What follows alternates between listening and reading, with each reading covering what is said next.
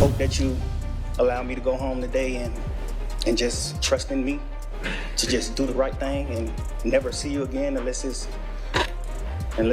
at a bar in the future or something. I won't ever be in this type of situation again. I'm going away. I've learned from my mistakes. I come from nothing and I've made something and I didn't take full advantage of it. I'm sorry. Georgia's longest criminal trial ever is over, and rapper Young Thug is out of jail this morning. The Young Thug thing is a win, but it's also a huge setup. If you gonna tell me that they're gonna monitor him on a probationary basis for 15 years, can't communicate with co-defendants or gang members, he can't rap about, he can't promote any music that has to do with what they believe is gang activity. So Young Thug right now being free, that's the biggest thing. I know some of his fans think he beat the case. He definitely didn't beat the case. Beat the case means you got no stipulations. With Young Thug out of jail after the latest whirlwind in the YSL RICO trial, his release came as a huge surprise to fans. Thug managed to avoid the full brunt of the charges against him by accepting a plea deal, and now he's back home with his family. Georgia's longest criminal trial ever is over, and rapper Young Thug is out of jail this morning. I take full responsibility for, my crimes or my charges.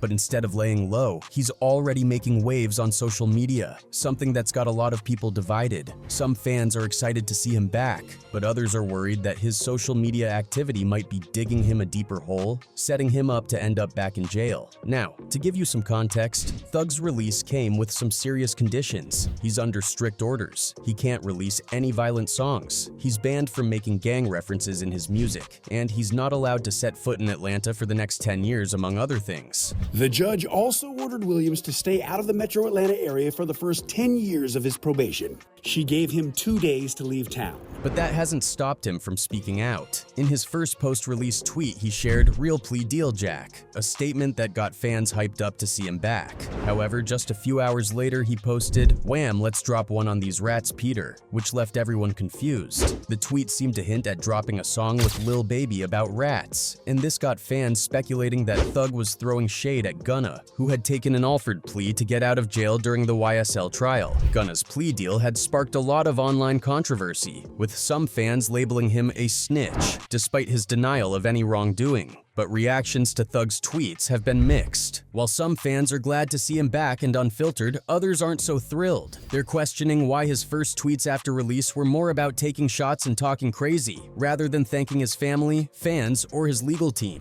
Some fans feel that Young Thug could use this time to uplift younger generations, or reflect on his experience instead of stirring up controversy. For example, DJ Akademiks, a well-known voice in hip-hop commentary, also shared some strong opinions on Young Thug's release. He pointed out that the deal Thug received was remarkable. Nobody could have predicted an outcome like this. But despite the positive spin, he feels like the conditions attached to this deal are stacked with potential obstacles instead of offering real freedom. I think Thug got a tremendous deal. We could have never expected something like this to happen. However, it's kind of a trick. He compared it to another YSL member who also took a plea deal, only to get caught up and land back in prison shortly after. For Akademiks, Thug's release feels more like a trap, with all these stipulations hanging over him. The possibility of you taking 15 with all these stipulations is kind of to set you up, but it's probably nothing that is gonna ever equate freedom. I know some of his fans think he beat the case. He definitely didn't beat the case. Beat the case means you got no stipulations. He also drew a parallel between Young Thug's situation and that of NBA YoungBoy, who dealt with similar restrictions on probation while trying to perform live. When YoungBoy went on tour, the courts restricted him from associating with any gang members, which is hard to enforce in the hip-hop world. His team had to organize police escorts to help him get in and out of venues, making sure he didn't cross paths with anyone who might violate the terms. YoungBoy did his last big show. I think he was on some probation or some type of stipulation release where it said he can't be around gang members. Essentially, a cop had to escort that straight from, escort him from outside the arena to the stage and out. Akademiks highlighted just how complicated it can be for artists to move around in the music scene with these types of legal limits. He pointed out Tekashi 669 Ini as another example, saying that handling such strict conditions while staying in the public eye isn't easy. According to him, if Thug doesn't stick to these rules exactly, he might end up back in jail like many artists who face similar legal challenges. Akademiks also sees this whole setup as a recipe for the kind of situation Meek Mill went through, where a strict probation arrangement felt more like a trap.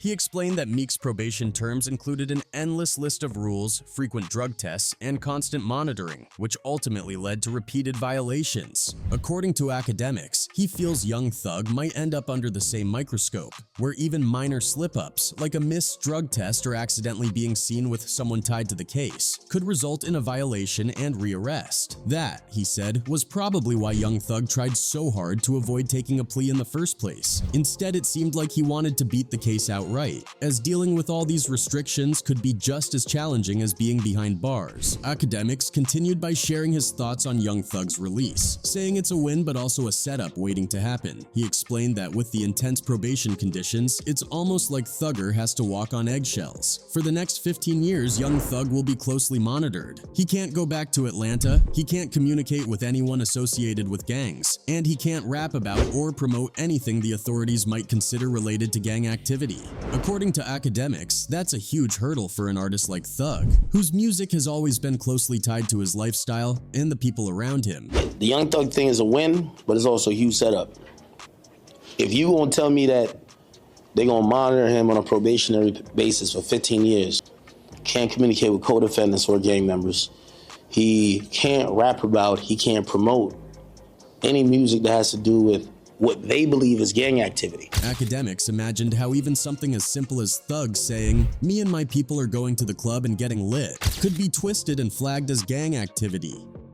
He pointed out that the restrictions could be so tight that even mentioning a casual hangout might be seen as breaking the rules. According to Akademiks, fans might be very happy right now because anyone who followed the trial could see the toll it took on the rapper. We all saw Thug's appearance change during the trial. He gained a significant amount of weight, something out of character for him. But Akademiks is cautioning fans to keep an eye on how this would play out in the long run. My niggas was going through it. Like, he gained a lot of weight. Everybody know Thug was not that weight, so we happy he got out, but we definitely got to be very cognizant of how this shit's gonna play out. Akademiks also pointed out that while Young Thug might be free, he lost a lot along the way, particularly in terms of artistic freedom. He compared the situation to a revolving door, saying, "We lost Dirk and we got Thug back," as if there's always someone from hip-hop under the system's control. For Akademiks, this situation isn't a win for anyone because of the steep price Thug paid, stating how prosecutors had combed through Thug's entire catalog, reading out lyrics in court that reference guns, drugs, gangs, and violence. Akademiks felt that even though Thug is free, he paid the price by losing 2 to 3 years of his life, time he's never getting back. He pointed out that Thug agreed to restrictions on his music, meaning he can't rap about his usual themes anymore. According to Akademiks, fans are going to have to face a reality check.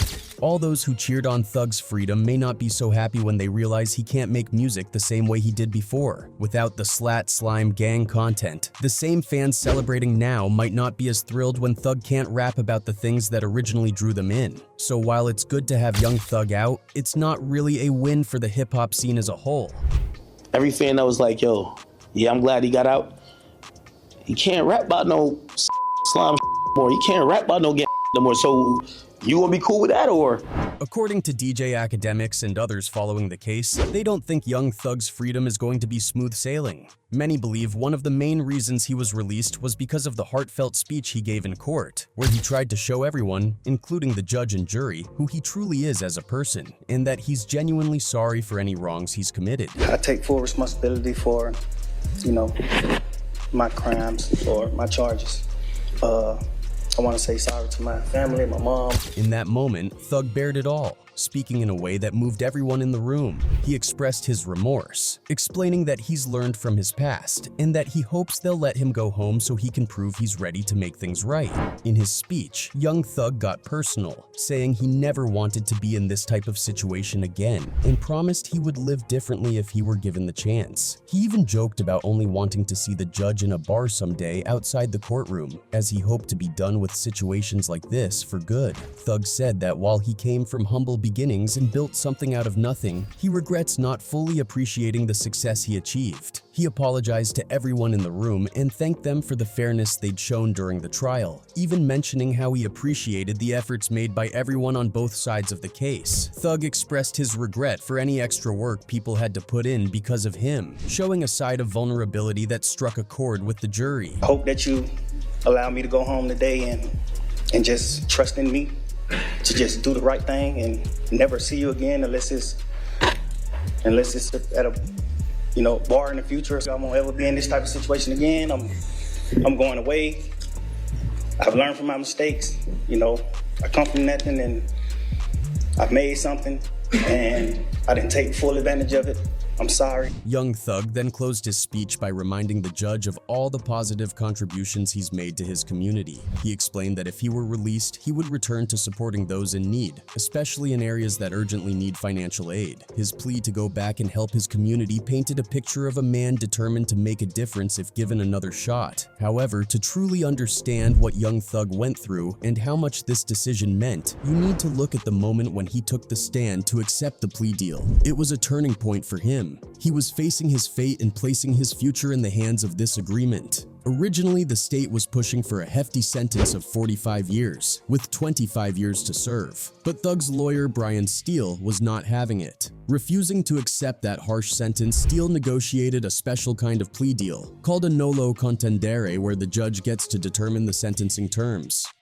Right before the judge was about to finalize this unique plea deal, the state threw one last offer on the table. They said Thug could actually go home that day if he accepted a previous plea deal, but it came with a major catch. He would have to admit that YSL is a gang and give up information on 8 of its members who are still facing charges. This was a line Young Thug refused to cross. He wouldn't turn on his friends or damage his reputation, so he declined that deal entirely. That's when his lawyer, Brian Steele, took a huge gamble. Steele decided not to go with the state's initial plea deal, choosing instead to push for the Nolo plea, where Thug pled no contest to the RICO count and the gang leader count, while he pleaded guilty to the rest. Thug himself told the court he needed to take this plea deal and bring it to an end. Despite the fact that the trial wasn't set to wrap up for another 3 months, he didn't want to keep his kids waiting any longer and couldn't stand the thought of hearing them cry for months on end. His lawyer assured him they were in a strong position in the trial, but for Young Thug, it wasn't just about winning the case. He was ready to face the outcome either way, as long as there was a chance he could be with his family sooner. After hearing reports that Young Thug's children were desperate to see their dad, and realizing he couldn't take it anymore, he finally agreed to a deal. That's when the judge gave her final verdict, ultimately announcing his release from jail. The whole courtroom was filled with relief and joy. Young Thug's lawyer even gave a post-game interview, sharing how Thug felt about finally being out and everything he had endured. The news quickly grabbed attention across the industry. Rapper 42.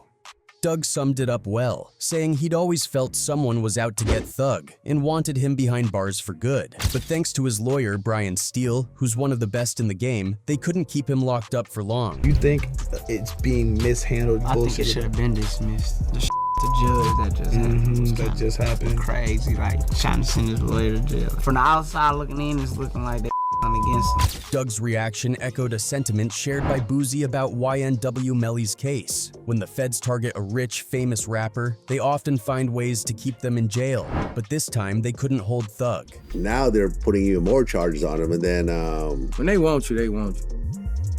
I knew they wanted him bad when they waited for that law to get passed. Now, with everything that's happened, fans are just hoping Thug will keep a low profile.